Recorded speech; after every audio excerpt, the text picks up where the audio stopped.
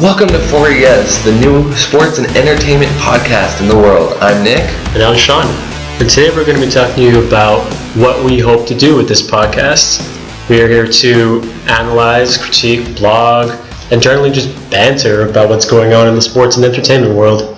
Pretty much this podcast is going to be fans, real fans, reacting like fans. We're not over-the-top analysts. We don't get paid the big bucks. We're just here to talk sports, entertainment, and how we feel about it. And right now, today, we're going to be talking about what's going on in the sports world. Usually that's how we're going to start, just ease into the sports and then end it off with the entertainment nice and easy so you're not ending on a negative note. So now we have news from the NHL. Yes, we do. And Daniel Alfredsson explained today his move from Ottawa to Detroit, And basically, he was just explaining that he wanted to play another season. He was hoping to get a 2-year contract from Ottawa. He still has the skill. He still has the speed. And, after 17 years, wouldn't Ottawa just give the contract at that point? He's their captain. When I think Senators, I see Alfredsson first. What do you think?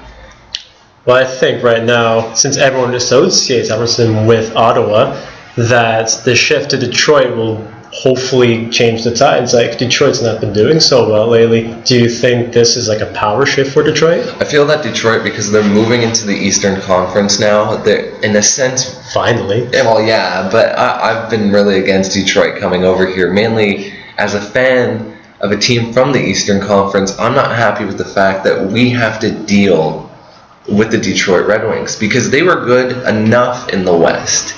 This is a team that has powered through when you thought they were going to finally suck, and they didn't. So now you add Daniel Alfredsson, you add these other pieces, and I really think they're going to be a really tough team to deal with in the East. It's true, but I think that Detroit being an old team, all that, they probably deserve to belong in the East, where the general core of hockey fans are. So now the Eastern Conference, I think it just got that much more interesting.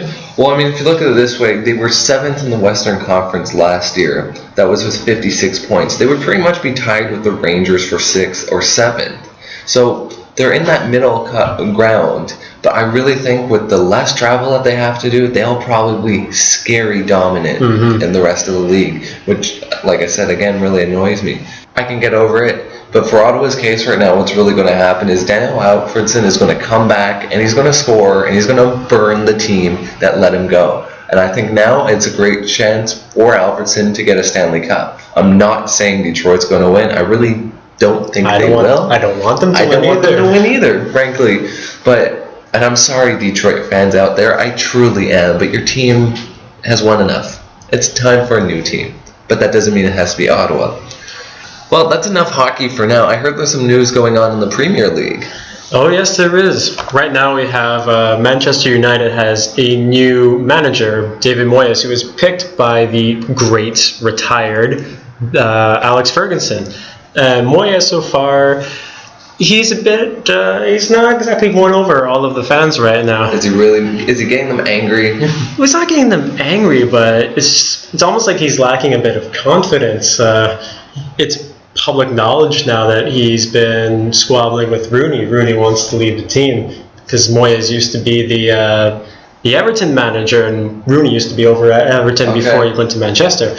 And why would you hire a coach that your star player can't agree with? Well, don't forget that Van Persie's not the star player, not Rooney. I know, but still, a guy who means he means so much to this team.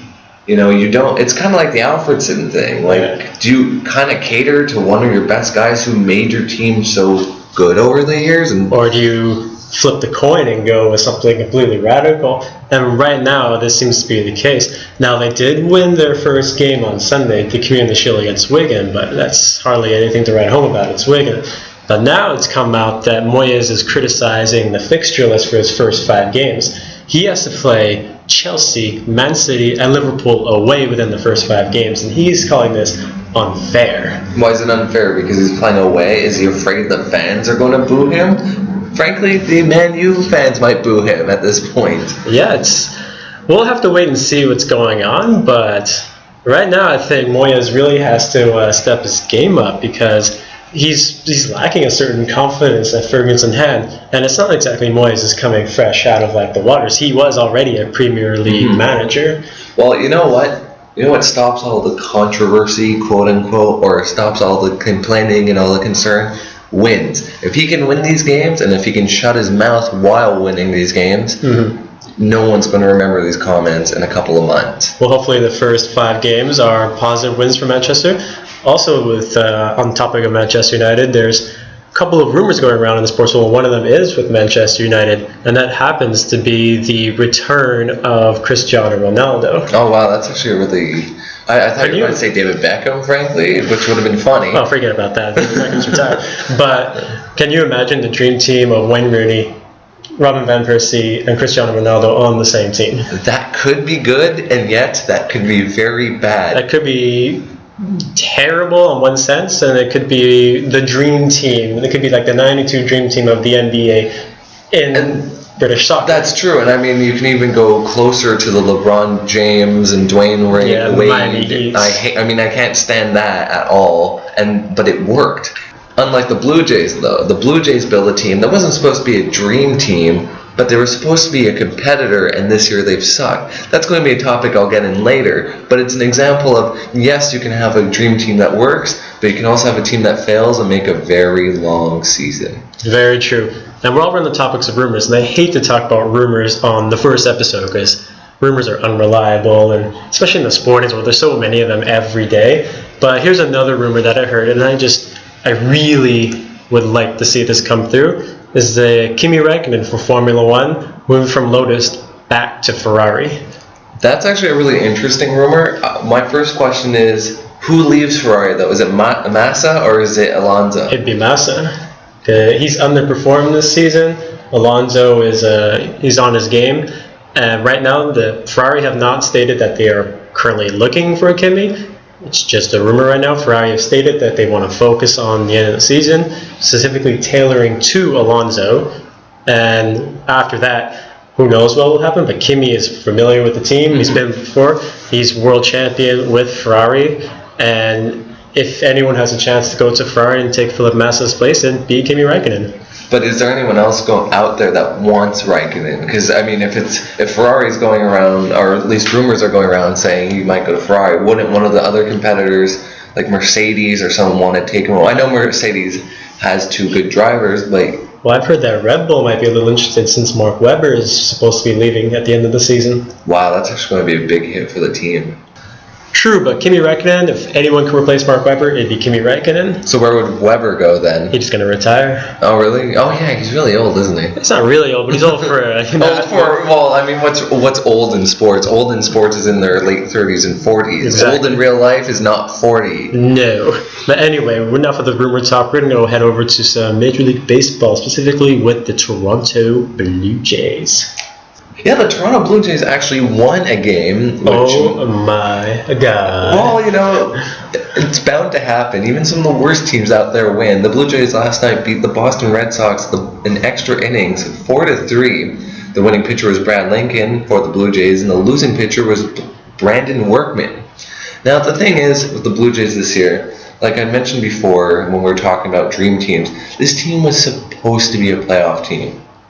Bad coaching, injuries, bad playing on the field, constant errors, not great pitching, leads to not a great team. It feels like last year. So you think these like bad plays, all those things that you listed, do you think that's just too much awesome on one team, failure to communicate, or is that coming from higher up, like coaches, etc.? I personally don't like John Gibbons coaching the team. I don't have a problem with the person of John Gibbons, but I don't like him being the coach for this team. Why's that? Because this team was built to be a contender. This team was built through a lot of stars and people who, you know, not only make a lot of money, but who were able to perform on past teams. R.A. Dickey, reigning Cy Young winner from the New York Mets last year. Jose Reyes is a batting champion. Mark Burley's won World Series and pitched a perfect game. Josh Johnson, was the beginning of that big trade with the Marlins. These guys were supposed to come in and really help the aspects of the team where they needed help. They needed shortstop and they needed pitching, and they got it, and it just wasn't working.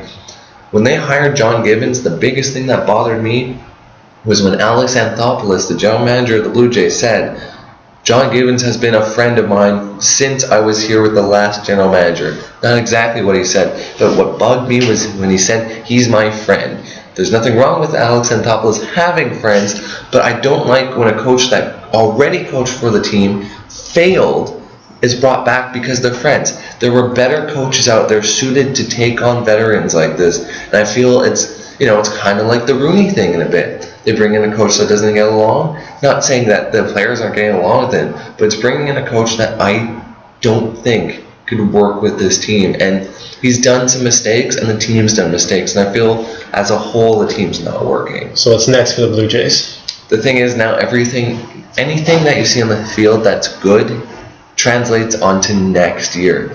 They're 16 games out of first place. They're last place in the American East Division. They have a record against the American East of 19-31, so they can't even beat their own division. In the wild card, they're falling back. They're falling back so badly. They're at 12.5 games behind Tampa Bay and Oakland. The season's done. We're almost middle of August?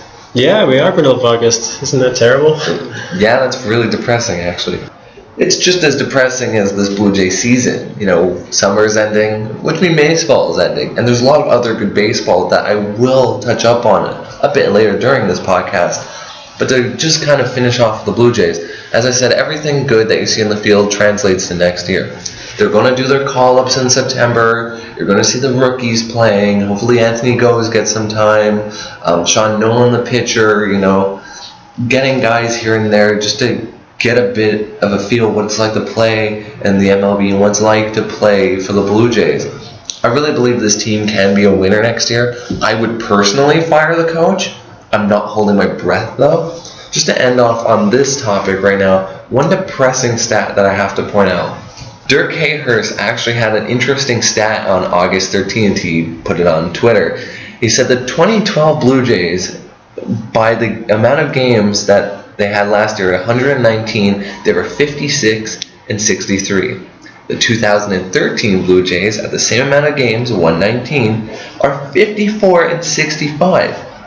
But the Blue Jays from 2013, this year, are making $60 million more than last year's version of the Jays. So pretty much all the trades they have made, which cost them more money, yes, it's filling in the seats. They are actually getting a lot of fans, but they're not winning.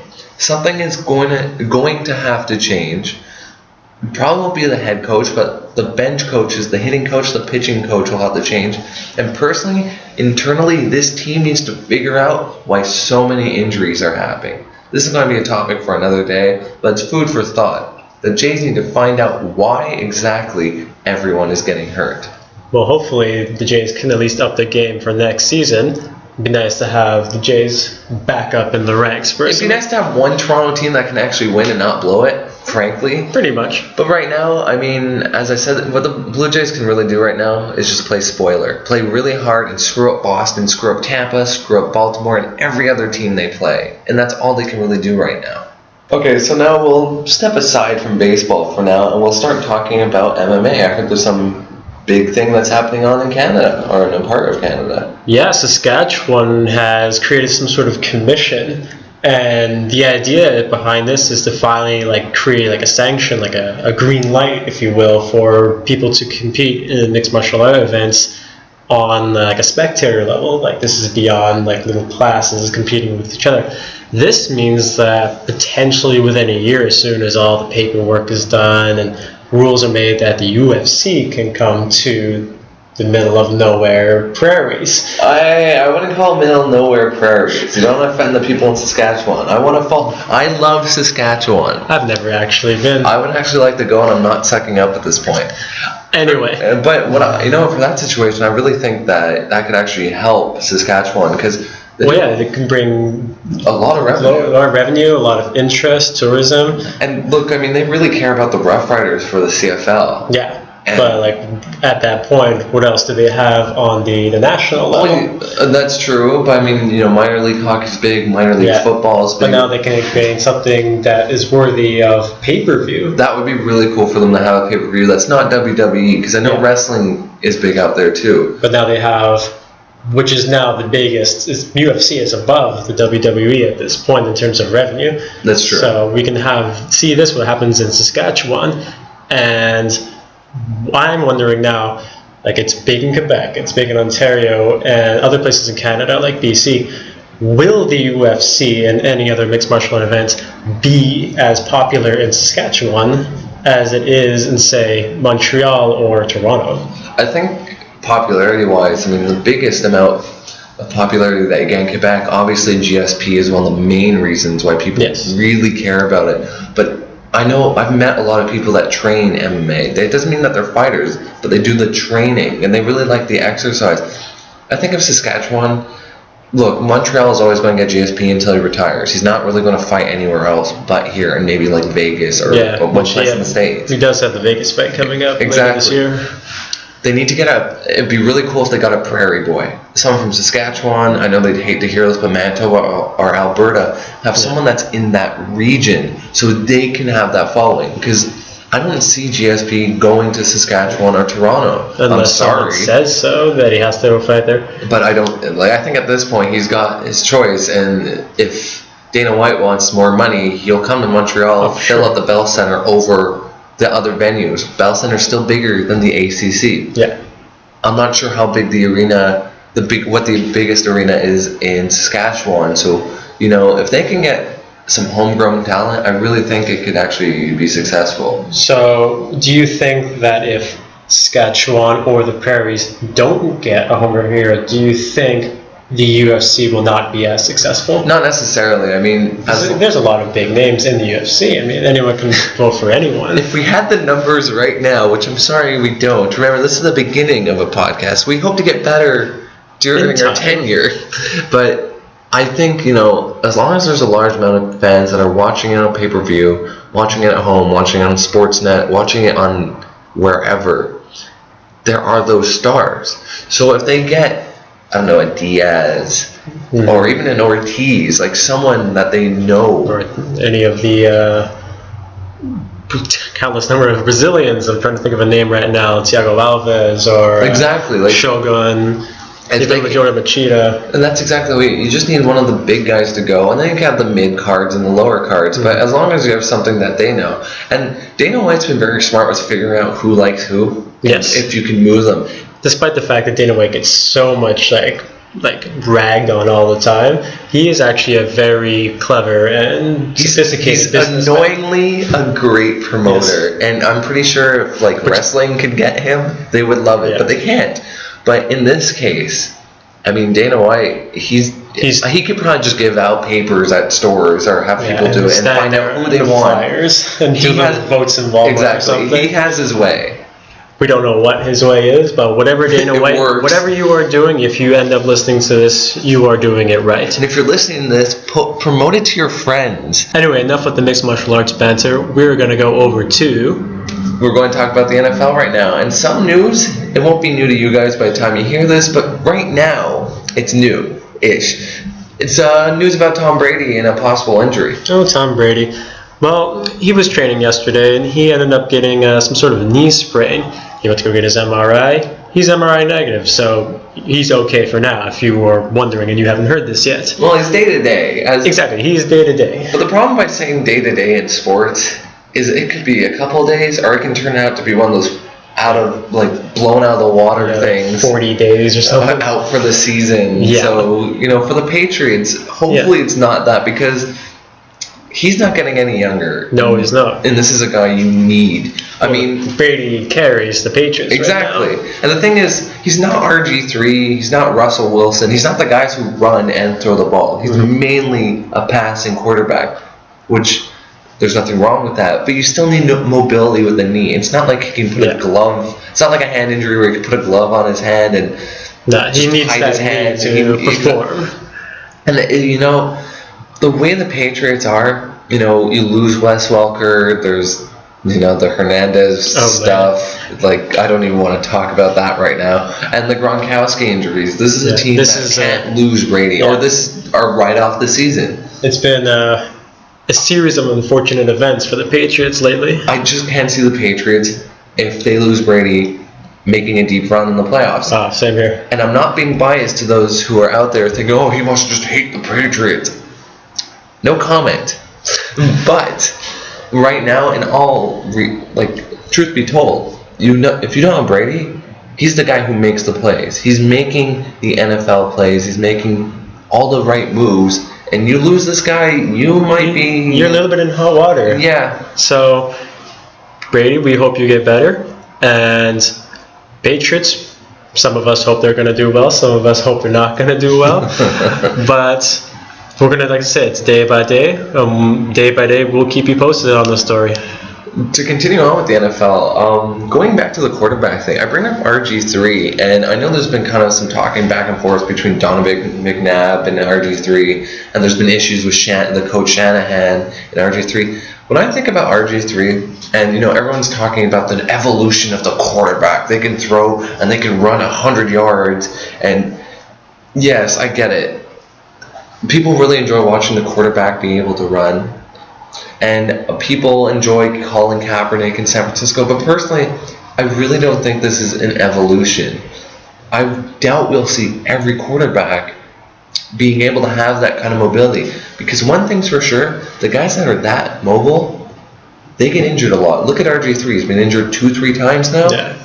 He won't have a long career if he keeps getting hurt. If your legs are your major weapon, you need those legs. Well, you need the legs. And in football, look at the running back. The average quote-unquote lifespan is about 3 years of a running back. Yeah. And that's because of injuries and the grind the hard hits. Exactly. And just only so much the body can take. I mean, when you think about it, this is a topic that I want to get up and talk about later on during the podcast, later on in the season. But it's just something for you guys out there to think about. Food for thought. Yeah, food for thought. And you know what? We're going to give our Twitter handles out soon. If you think that these quarterbacks that are running like RG3 and Colin Kaepernick, if you think they are or not, the evolution of the quarterback, let me know what you think. I'd love to know your guys' opinion. Well, to quickly continue with football, there's some news coming out of the CFL. Yeah, just some small, just throwing it out there that we have the return of Anwar Stewart into the Montreal Alouettes. I've met Anwar Stewart. So have I, actually. I think he's a great guy. He's a great defenseman. He's really cool. Yeah, but he's a great defenseman, and I think he was missed last year. And I, both as a fan of the team and a fan of the player, I'm happy with this move back. Just remember, though, it is practice roster. It doesn't necessarily mean he will be playing, but I think he has a good chance. I think he's got a good chance. He loves the city. I met him in a bar in the city, so he's a guy who embraces it. He at least embraces the bar scene. And, down the road, I can tell you my Anwar Stewart story. But to continue on with this topic and not get off topic again, I really liked Anwar, and you know what? I hope he gets his chance. This team is hitting rock bottom. Yeah. Bad coaching moves, bad injuries. Yeah. I think if Anwar could, although he's 37, he could be a lot of help. He could be a lot of help. And we were going to shift over right now to the entertainment district. The entertainment half. And the big news in the entertainment world, and entertainment, like I'm going to remind you right now, it's movies, video games, music, etc., etc. We are going to embody all of this. The first thing I want to jump off the gates with is the announcement of Grand Theft Auto Online. Ooh. Now, this is not like Grand Theft Auto 5 multiplayer. This was announced earlier this morning, and from what I've seen and read about it, it's actually pretty awesome. It's not just like your standard team deathmatch, like. So we're not going to run around the city just shooting each other constantly or trying to run each other over with a car. That will be, of course, incorporated into the game as per usual. Well, it's not Grand Theft Auto if you're not hitting your friends with a car or a prostitute or a drug dealer. Exactly. But instead of just doing random games of like capture flag and like team deathmatch, which is what we are used to in almost every single multiplayer game on the market, this is just going to be a dynamic world. players go in and they inhabit the world. You can buy houses, you can buy property, stocks, you can do anything with friends, you can rob a liquor store, you can get a group of friends, you can actually plan out a bank heist, or you can just drive around and chill, plan your own races. There seems to be so much like in-depth things you can do, and Rockstar, the developers, have said that they are going to continue to add this and make the world itself bigger. That's a great More idea. things to do, and this thing is just going to keep evolving and expanding over time.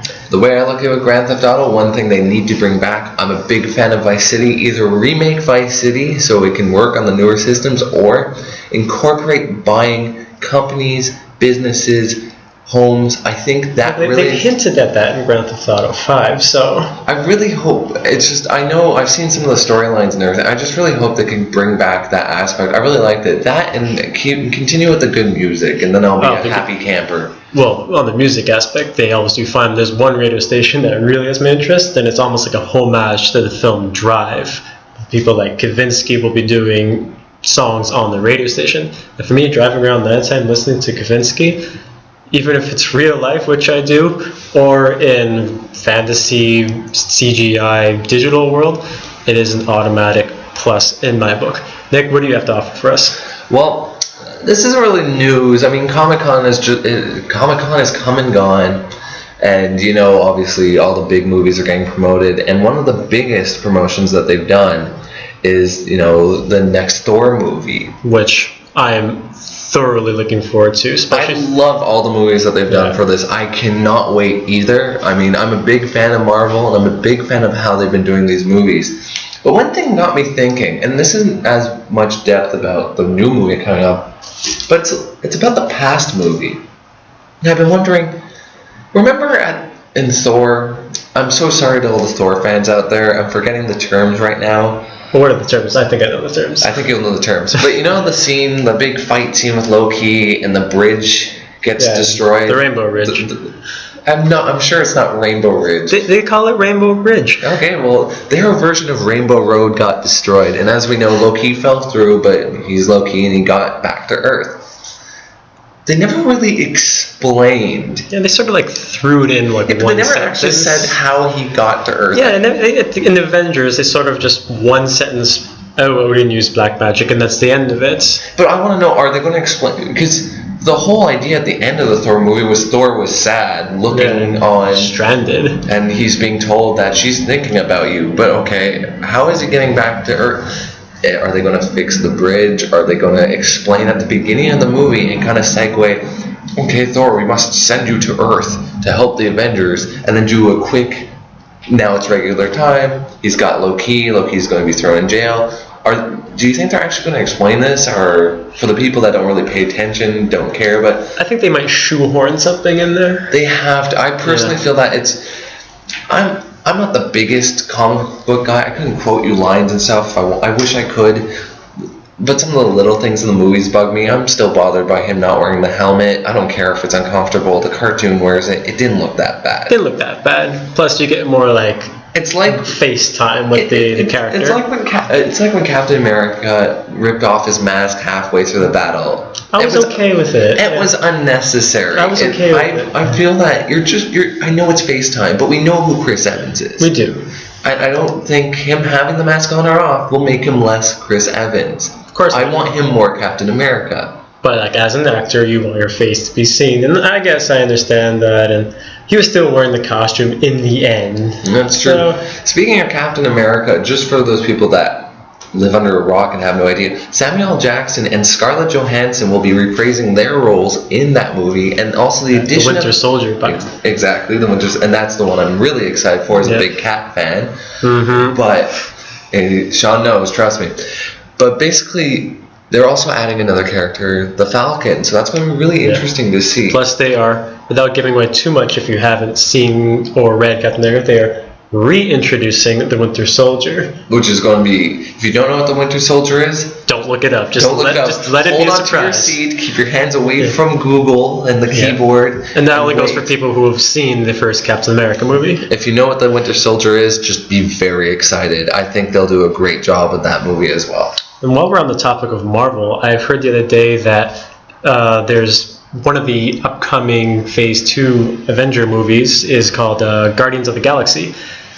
And why, I don't know, but Vin Diesel is going to be in it. That is disturbing. Especially since his character is named Groot, and all he does is say, "I am Groot." Well, you know what? For Vin Diesel, I think that'll be an easy character. Very easy job, especially when he's committed to Fast and Furious 7. 8, 9, 10, 11, 12, and 13. I'm going way too fast, and I'm furious. That's number 13. Pretty much, but Vin Diesel's going to be doing that, and the cast for Guardians of the Galaxy is already impressive, so I guess the addition of Vin Diesel at this point just makes the overall cast that much more interesting for a movie and a series that I feel not too many people knew about until 4 months ago. For the people that don't remember or know, who else just quickly, who else is... Oh, we've got... Who else? We got Zoe Salanda from Star Trek. We got Benicio del Toro. Oh, cool. Who is apparently playing a villain. They're not saying which one. I couldn't tell you even if I knew, or could guess at this point. Do you know if they're going to do a crossover with these guys into the Avengers? Because does that mean we're going to have to see more Vin Diesel in the Avenger movies? I have no idea what they're doing with that, but I think the setup for Guardians of the Galaxy is setting up Avengers 2 with the events specifically with Thanos. Anyway, we have... But I thought it was going to be Age of Ultron, or is that just a continuation? I think it's Thanos? Like just kind of hinting I think Thanos is coming in later. I think Thanos is still going to play a part later on, like 2 and 3. Like Thanos might be like a puppet master. I've got a bone to pick. Well, yeah, the next Avengers movie, but that's another topic for another time. But anyway, the rest of the cast, we have Chris Pratt, who was last seen in Zero Dark 30. He's the protagonist. We randomly also got Dave Bautista, who is, as we both know, Batista from WWE. He's acting now. I think he's trying to usurp The Rock. It won't happen. It's cool that he's going to be in another movie. We also have Jimon Husson. He was in Blood Diamond. I think he's a good actor. Oh, that's going to be really cool. And we also have John C. Reilly. Like I said, it's a very interesting cast. Hey, you can't forget Glenn Close as Nova Prime. And Glenn Close. So we're going to be keeping our eye on that one. Anyway, yesterday Call of Duty multiplayer was announced, and... Does anyone care at this point? I don't care at all, frankly. Yeah, I saw the video. You can refer to it online. Just type in Call of Duty multiplayer announcement. And I mean, how much better can it get? Like they have some new things, like the environment is dynamic and it alters to like natural. If you blow up a tree, can it fall on you? I don't even know, but I know there's like natural disasters that happen. But it still looks like Call of Duty, and it's not for Call of Duty fans, I guess that's a good thing. But I like progress, I like change, and while there certainly is some change, it still feels you have to be careful with the change thing. Not everyone likes change. We can guarantee that not a lot of people like change. And the Call of Duty fanboys will probably freak out if it stops looking like Call of Duty, which I understand, and that's totally cool. But just me as a person who is like an avid gamer, I'm not too excited with what I saw. Mm-hmm. And I just remembered, we brought up Thor a couple of minutes ago, which, by the way, is directed by the guy who does Game of Thrones. Just saying. They started adding some more Loki scenes. Like, they're doing reshoots specifically tailored to more Loki. Which is funny because I remember an earlier interview and read up some stuff, and we talked about this before, that Loki was not going to be a main figure in this movie, that he was going to be a side character. But his popularity at this point is so... He is outdoing Thor. A friend of mine said, why don't you just call the movie Loki featuring Thor? Yeah. Because at this point, and you know what, there's a scene with Chris Hemsworth blowing up a rock giant. That's funny. That's a funny line. But he's still not... He doesn't have that Loki charm. It makes me wonder if they're going to kill off Tom Hiddleston just because of the fact that he outdoes Thor. I personally think you can't. You brought it up, the killing thing. I don't think it can happen. I think it can go either way at this point. In a story aspect, it would make sense for like him to like be the redeemer. But at the same time, keeping him around, like, it doesn't have to be in every single, like, iteration. Oh, no. But, bring him back every, 2-3 I feel flicks. At this point now, by them even saying we're going to add more scenes, I feel that they've kind of not shot themselves in the foot, but they've kind of been like, okay, you're going to have to be in the next Avenger, even if it's for a second. You're going to have to be a cameo in the next or Thor. something. Hell, I wouldn't be surprised if they start crossing over. Him and Robert Downey Jr. had a lot of chemistry with making fun of each other as good guy backup. You want an Iron Man Loki? I'm not saying that I want that to happen. I'm saying don't be surprised if there's another Iron Man that we see that. Don't be surprised if we see him in Captain America. Don't be surprised if we get a TV series just about Loki and if he lost his powers and he's being a smartass on Earth. He's very popular. The reaction he got at Comic-Con, who, by the way, he was dressed up full costume. he was amazing. I enjoyed it. He makes me laugh, and that's one of the reasons why I love Marvel is the funny and the human aspect to it. And it's despite the fact that none of these characters are human. Yeah, exactly. They're either exaggerated humans or, in Thor's case, gods. Well, it's getting to that point where we're going to have to leave the area where we're recording. Well, there's a lot of topics that we talked about that we can get on, but before we leave, we just want to give you some information. Now, you didn't get to learn a lot about us just now, and hopefully the next podcast you'll start to get more used to us. Remember, this is a work in progress. We want to make it better, and one way we can make it better is hopefully through iTunes and through YouTube. Leave us your comments. Yeah. We want to know how we can make this better. And your information is valuable to us. It really helps us. One thing you can do, though, is you can follow me on Twitter at nvincelli. That's NVINCELLI. And Sean, what's your Twitter handle? It's at Sean Gallagher 07. So that's at SeanGallagher 07. Yeah, I know it's a mouthful, but whatever.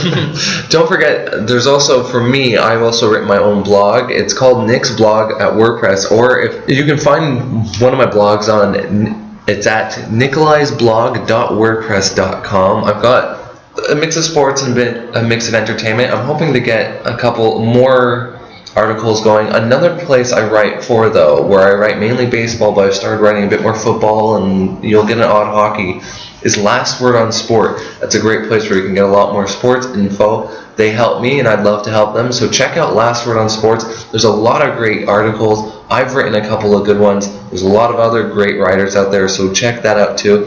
Again, remember to follow us on Twitter. Please give us your feedback. We'd love to grow this, make this better. And hopefully we'll be able to put out a podcast hopefully every week, maybe every 2 weeks, but that will be our commitment. We are youngish guys. We do have jobs. We do have other stuff in the way, school. But basically what we're going to try to do is, as Sean said, try to get once a week. It's the middle of August. We're hoping if we can get this first podcast out, we can get another one out as soon as we can. We guarantee you that you have one or two a month. I say one because we've got to keep it going. Thank you so much for listening. And if there's any topics that you've heard about or want us to talk about, just drop us a line and we will do our best to analyze the living daylights out of that.